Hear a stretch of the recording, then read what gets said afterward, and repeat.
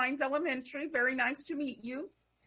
And so today we are interviewing, we currently have a fifth grade science position open, and we are expecting one of our first grade teachers to be out. And so we actually have two positions open. It's going to be a fifth grade science and a first grade position. Do you have experience or a preference in either one of those?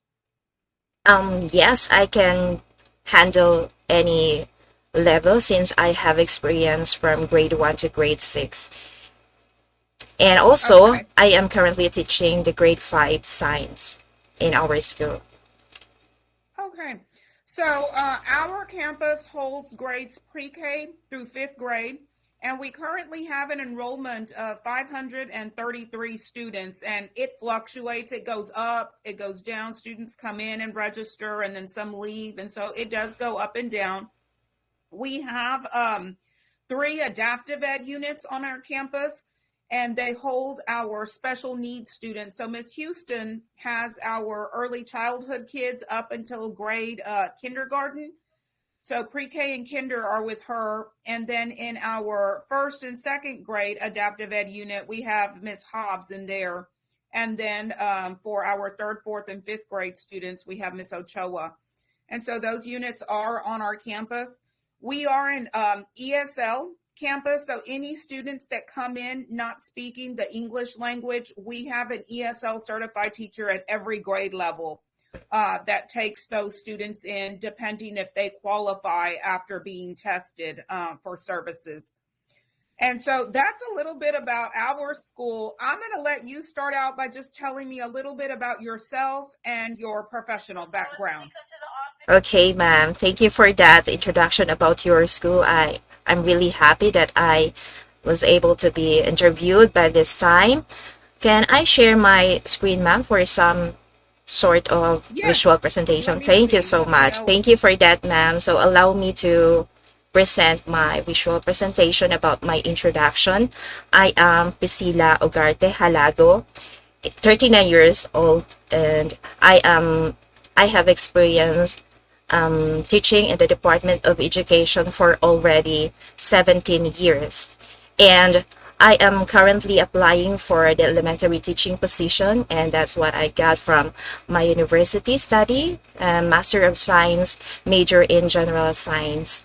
And of course, aside from the university study, ma'am, I am also a graduate diploma program of the internationally recognized CMEO, that's Southeast Asian Ministers Education, among the five graduates of the CMEO Enotech. I am one of those, the joint graduate diploma program. Together with me are principals of the different school in our region. And in that 17 years of experience, Ma'am Lori, I have handled different grade levels from kindergarten to grade 6. And right now, I am handling the advisory class of the grade 5. I have 38 learners in my classroom, and one of that learner is identified to have multiple disability. He has difficulty in seeing, difficulty in walking, and also autism. But I am proud to say that this learner can now identify and read CVC pattern, and of course memorize the tables of multiplication from 1 up to 10. And in this class, I am teaching the science subject and the values education. And I also have a workload in the grades 4 and grade 6 teaching science, Ma'am Lori. And because I am the advisory class of the grade 5, I am also monitoring the progress of my learners in the basic skills such as reading, writing, and arithmetic. Before the start of my science class, I am making sure that they have presented their story retelling in class, also memorized table of multiplication. And aside from teaching, Ma'am Lori, I am handling ancillary tasks. I am the district learning resource coordinator. I am consolidating the report of the district in the learning resources, and also facilitate the validation of the instructional materials made by the teachers in our district. And also I am the science information officer. I am administering the official Facebook page of our school and also the official website through the WordPress. And I also do field reporting sometimes when it's our schedule. And I am one of the instructional leaders in our school, together with one master teacher and three teacher three position.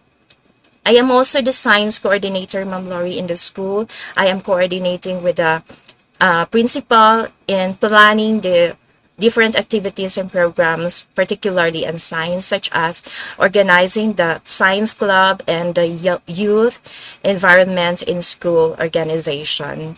And I have experienced 7 years as the designated guidance counselor in our school.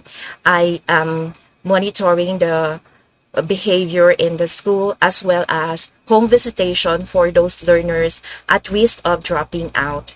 And aside from that, I have participated in the different trainings from school level to international level. I am also extending my support to the Department of Education as a member of the documentation or the technical working group in the different trainings and seminar. And I am a consistent resource speaker in the school level and the division level. Particularly, I am specializing in the technology enhanced learning approaches, and also having a training of the critical content in science. And aside from that, because of this education, experience, and training, I was able to send my learners in competitions such as readathon, science activity, such as science quiz bowl, and also poster and slogan making contest. And also, I am proud to say, ma'am, that I am also a winner in the regional level for the search for best integration of financial literacy in key concept in science, and especially in this time of pandemic. And I have received different certificate as winning coach for the science quiz bowl and journalism. It's photojournalism.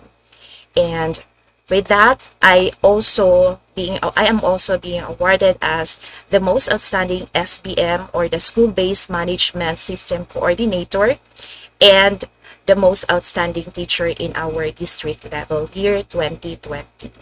So today I am sooner or later I am leaving the school, but I am leaving the legacy I have in my school.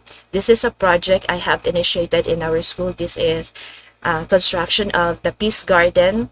I really made this one to inculcate to our young minds that in small conflicts there is peace talk and resolving through dialogues. So this is me, ma'am, and Priscilla Halago. Thank you, Ms. Alago, for that presentation. Lots of good things it looks like you've been working on and working toward. Excellent. The next question, Ms. Alago, is asking with regards to your classroom management. Can you describe your classroom management structure? Okay, classroom management is really important to hit your objective, because you cannot achieve that without management. So in the classroom management, in every start of the school year, I am seeing to it that my class is involved in the formulation of the classroom rules and policies. And in that classroom rules and policy, they should be oriented with that, and of course the parents, so that they will know what are the different activities and different imposement that you are going to have in every consequences, okay, and misbehavior of the learners. And of course that in this classroom management, you have this help coming from the learners, because they can help you, especially the classroom officers, in managing the tasks in school, in the classroom, and in making that very easy for you. You need to have the passion to teach. Okay, you need to passion to collaborate with your parents, because it is not just a classroom but a class home for me.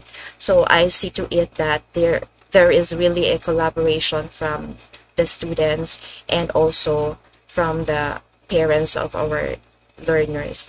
And here in classroom management, in my classroom, there is a focus of good behavior and positive discipline. Okay, because I am an advocate of peace education, I will see to it that you are exercising positive discipline in your classroom.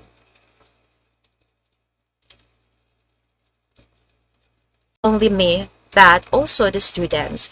I am learning them to appreciate technology through video editing and then present it to class during their activity in a group class or group presentation. Maybe when they are doing experiment, they're capturing that one and then do the movie presentation. And aside from that teaching learning process, I utilize technology in my assessment. So the quizzes can be a good means, the quizzes application, the Kahoot one, you can easily get the result of that. And that will be formed as your assessment, data assessment for your class. And I'm using technology also in communicating with my parents. That's really important. How will you encourage parents to support their child's education? Mm, yes, parents make a big involvement in our school because I believe in the saying, Ma'am Lori, that it takes a village to educate a child. You cannot do that alone. And the first um, person that you can tap are the parents. Um, in the collaboration, in just simply allowing the support coming from them and the activities of every child. Okay, for instance, I have this activity about science investigatory project. I have this activity that it is coupled with their parents, so they are doing the experiment together with their parents. So that's one collaboration that we can see from the participation of the parents, and that's a good means that they are really appreciating the different activities in school. And of course, in our country, we have this parents teacher organization or parents teacher association, and with this involvement of the parents from the start of the school year, we have this orientation, and that is how we can start also the good rapport, the communication relationship, together with your parents. I am letting them see the needs of the school, because we can really we can really give to the school, the all the necessary things, the resources, so that that time we can tap them as the stakeholders of the school to enable to provide necessary resources for the best interest of our school children. Ms. Alago, as you are teaching in the classroom, what are some methods you use to check for student understanding? Okay, ma'am. So one of the assessment is really important to see that your objective for the day is hit. Okay, so by doing assessment, you can tell that you are on the right track. Okay, so you can have the question and answer, okay, about the topic for the day.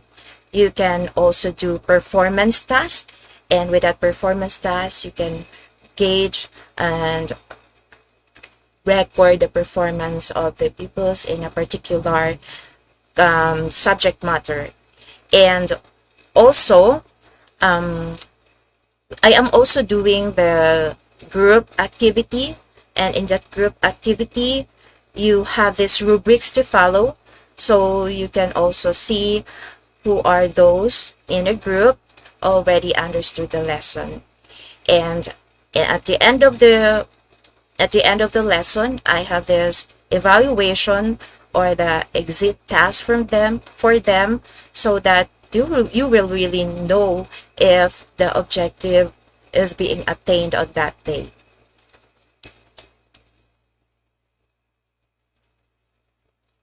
Thank you. Thank you, ma'am. And you've kind of answered this question with regards to checking for understanding, but are there any other forms of assessment that you are currently using to assess student progress? Like here in Texas, we have the STAR test, we have unit assessments after teachers finish teaching every unit. Are you familiar with any other forms of assessment? Yes, thank you for that, Ma'am Lori. In the Philippines, every after the teaching learning process, we have this formative test, and that is the summative test. We do that every Friday, and in the summative test, you can analyze if the topic for the entire week has been attained by the learners, and this result coming from the summative test is being recorded. And when you make the summative test, you need to really evaluate every details of the questions. So you need to have the analysis of every questions you are doing including in the summative test, because that should also be important in the next test that you are going to have, and that is the periodical examination. And in the periodic test, the summative test plays an important role in that, because those things that are not attained in the summative test, you need to reteach, you need to review it so that they can master that for the first quarter examination. And with that, here in our country, we have this national achievement test.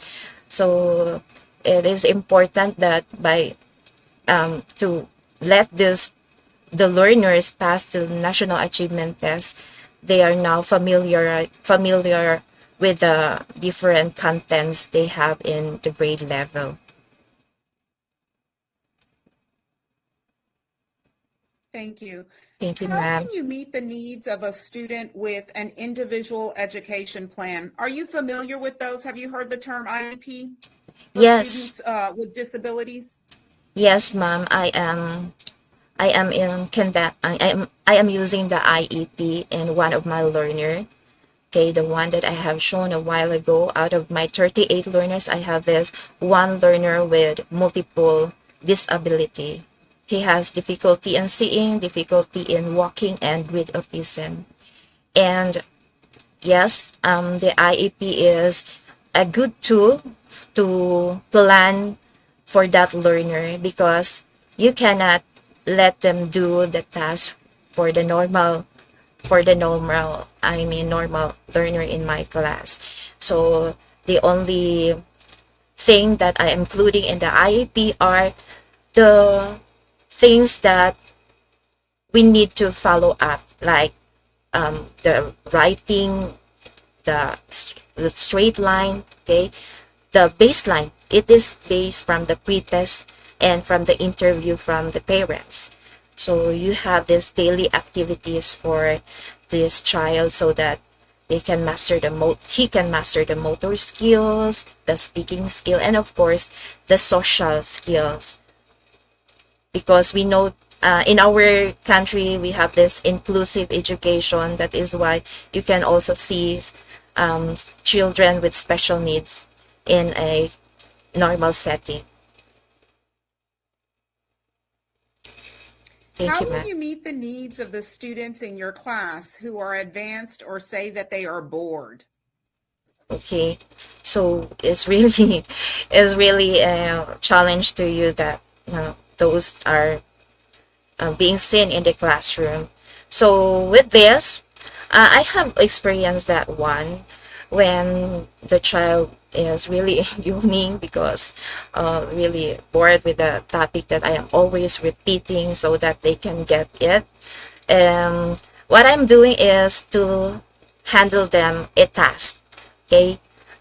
Sometimes I am letting them as the second teacher, my second teacher.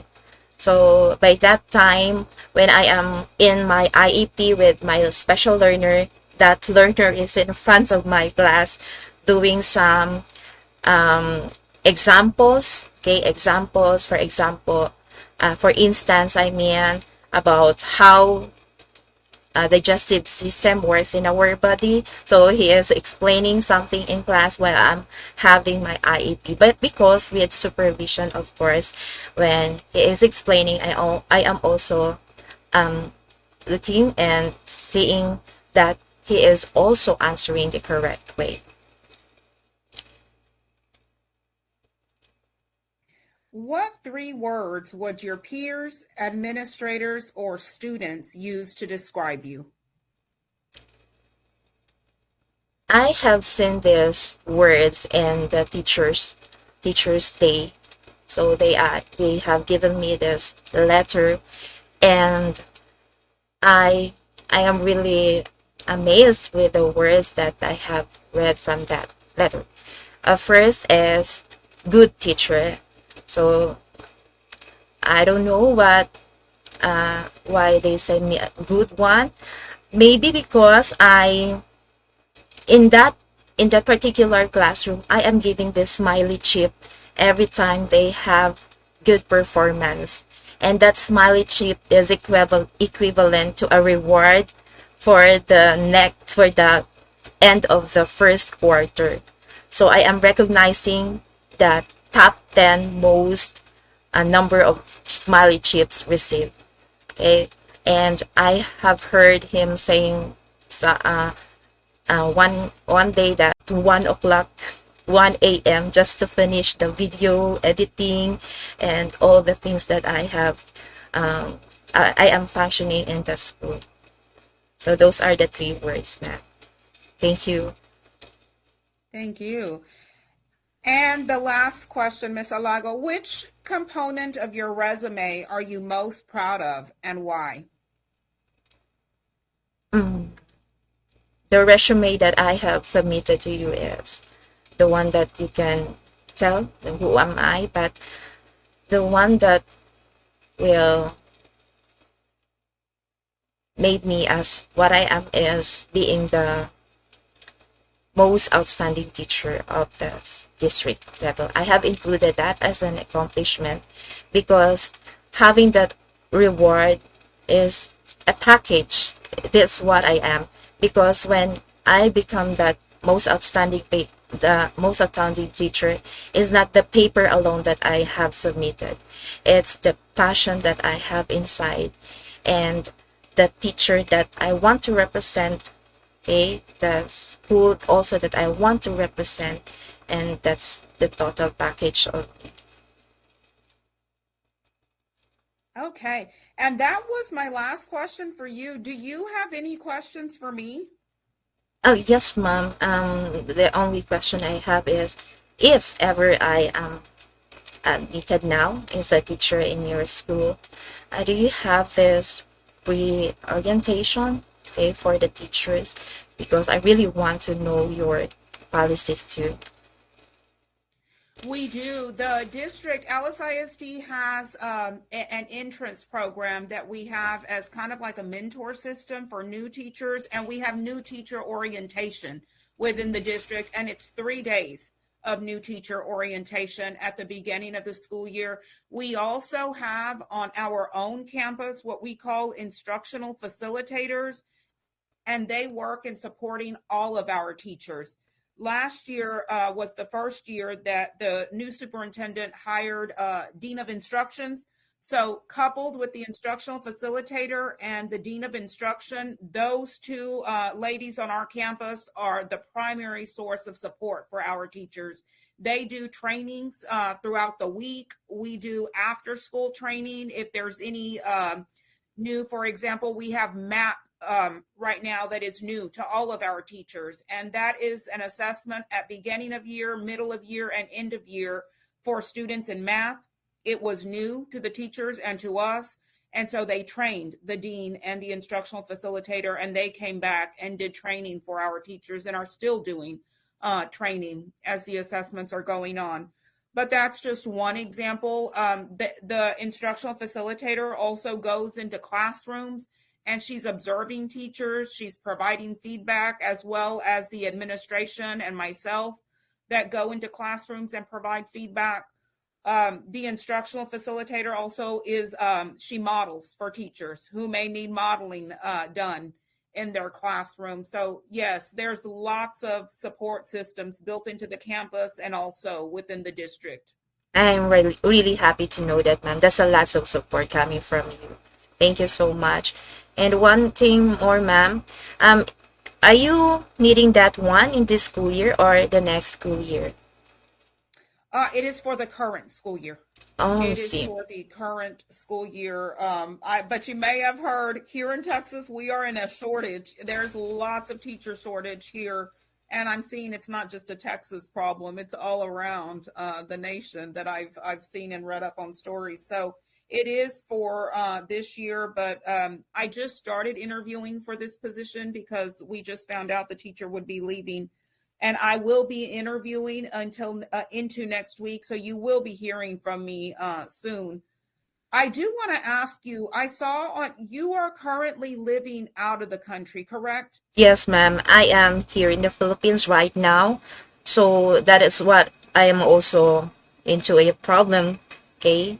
If you are needing that one this school year, because I will be processing the J1 visit and it would take me 3 months to process that one, including the leave or resignation from my work. Okay. So you're processing a visa, and you're saying it takes 3 months. Yes, and I have an agency to help me process my visa for also for the visa sponsorship. Okay. Yes. And I'm hearing you say you're processing the visa. So are you guaranteed to be able to move within those 3 months, 4 months, or is there a chance that they may not let you? I guess the visa sponsorship is now open. So my agency has partnered visa sponsors for that, 7 visa sponsors, and they can allow me to have one because I already paid for my agency to process that one. Okay.